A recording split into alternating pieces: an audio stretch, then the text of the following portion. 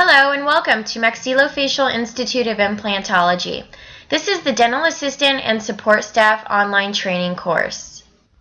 These are your course objectives: the importance of a team approach, assistant responsibilities pre, post, and during the surgical procedure, preoperative guidelines and checklist for the dental assistant and supporting staff to follow, treatment room setup and breakdown protocol, suggested instrumentation used on your surgical trays, surgical and implant kit sequence, implant drill settings, and postoperative guidelines and checklist for your dental assistant and supporting staff.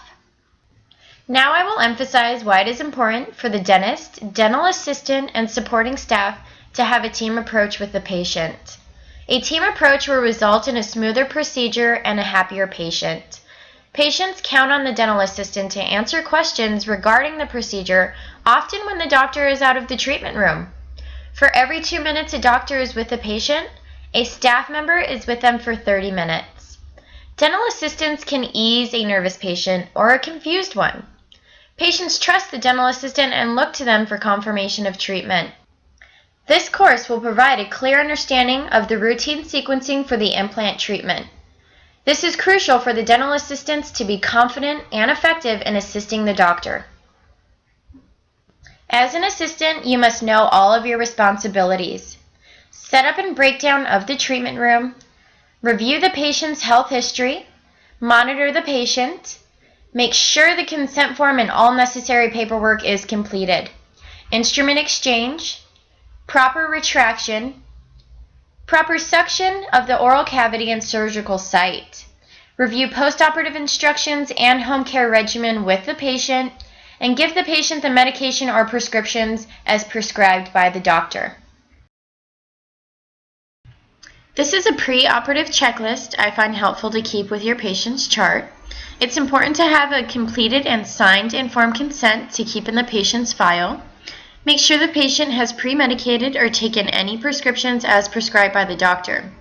All radiographs have been taken and checked and put on display for the surgery, and the nature of the operation is clearly indicated and double-checked with the patient. A surgical guide will be ready and disinfected. Removable denture is available for after the surgery. Instrumentation, material, and drills should be all sterilized and ready for the surgery. These here are the suggested instruments for your implant tray setup. These instruments are in addition to your anesthesia and implant supplies. Following this slide, you will get a list of each instrument that is on this photo. I find it very helpful to have each instrument in a designated spot going in sequence with the surgery. Here is the list of all the surgical instruments on the previous photo. Now we will start to prepare for the implant surgery. I find it helpful to have 2 assistants, one that is sterile and one that is non-sterile.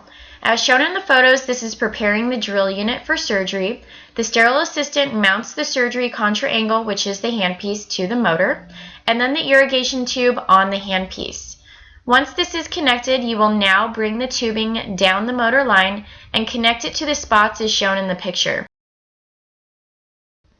When you are finished connecting the tubing to the motor line, you will now pass the connector to the non-sterile assistant. The non-sterile assistant will now begin to prepare the irrigation system for surgery. As seen in the photos, a non-sterile assistant will have the other end of the tubing, place it in the pump, close it, then connect it to a saline bag, which you will hang from a respective holder for the OsseoSet. The non-sterile assistant will now start to connect the irrigation system and the motor cable to the surgical motor. Once this has all been connected, it is very important that you check the drill unit prior to surgery. Make sure that everything has been installed, all the motor functions are working correctly, and the water irrigation system is working properly. It is important to maintain your instruments during surgery. It can easily be done with gauze and sterile saline solution. As a dental assistant, it is very important that we make sure on our surgical implant kits that everything is in place, sterile, clean, and ready for surgery. Now we will start with the instrument sequence. This is the sequence in which you will hand these drills to the doctor for the implant surgery.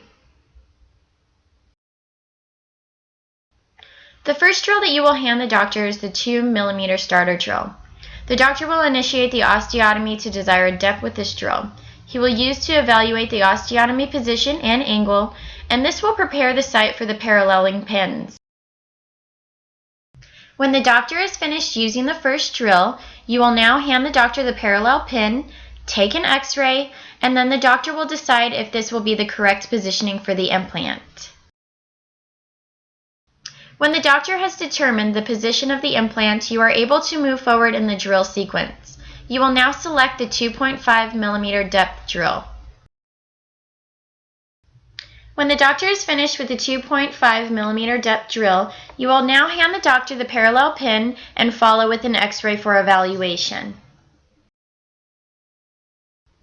The next drills that you will hand the doctor in the osteotomy sequence increase width.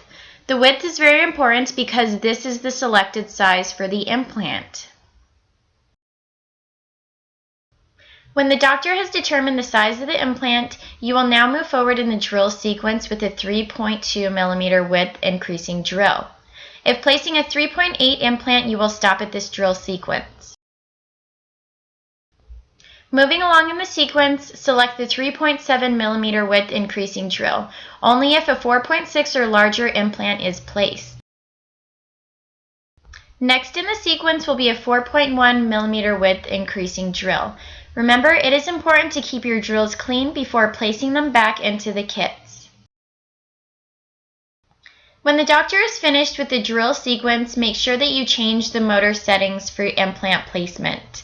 It is very important that you switch from the drilling program to the implant program. You must now engage the abutment to the handpiece to prepare for implant placement. After double checking with the doctor on the correct implant type and size, the non-sterile assistant will open the lid of the plastic outer implant package.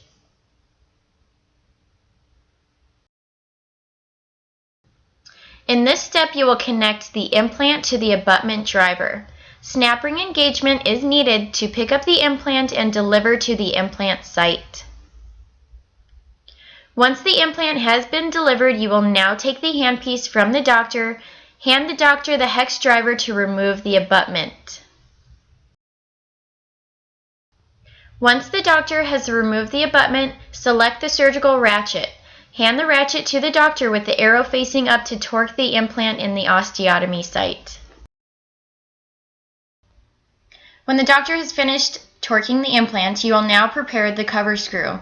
Grab the hex driver that you used to remove the abutment, place the cover screw on it, and hand it to the doctor.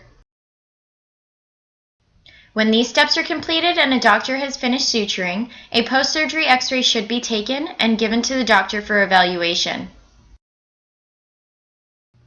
For the treatment room breakdown, you must start by removing all of the sharps from the surgical tray. Discard all bloody gauze, wipe down the instruments, drills, and drill kit with sterile water. Put all the drills back into their proper place so that you are prepared for the next surgery. Disassemble the implant machine, clean suctioned chair with cavi wipes thoroughly, remove and replace the barriers in the room, and it is very important that you spray the handpiece with spray net to clean the blood out of the dirt and ball bearings. This will help keep your handpiece running well with fewer repairs. Postoperative instructions and guidelines for implant surgery. Written and oral postoperative instructions must be reviewed with the patient prior to the start of surgery and again after the surgery. Having someone with them to help with immediate instructions and return home is advised. Patients must follow all medication protocols as prescribed, especially taking antibiotics as directed until gone. They are advised to rest, eat soft foods, and rinse with salt water for the remainder of the day. A patient should be given an ice pack to minimize swelling, and they should start with mouth rinse second day post-surgery. Additional home care instructions include not smoking, using drinking straws, exercising, or directly brushing on the surgical site for 1 week. Now that we are done with the implant surgery, this postoperative checklist should be checked prior to the patient leaving the office. No hemorrhaging should be present and sterile gauze is placed firmly in the mouth. All needles, surgical blades, and blood-contaminated litter should be separated and adequately processed. Removable dentures should be returned to the patient and be adjusted. All prescriptions have been provided and prescribed and also confirmed with the escort. Postoperative information and instructions with gauze should be given to the patient. Operative report or surgical sheet should be completed before you put it in the patient's chart.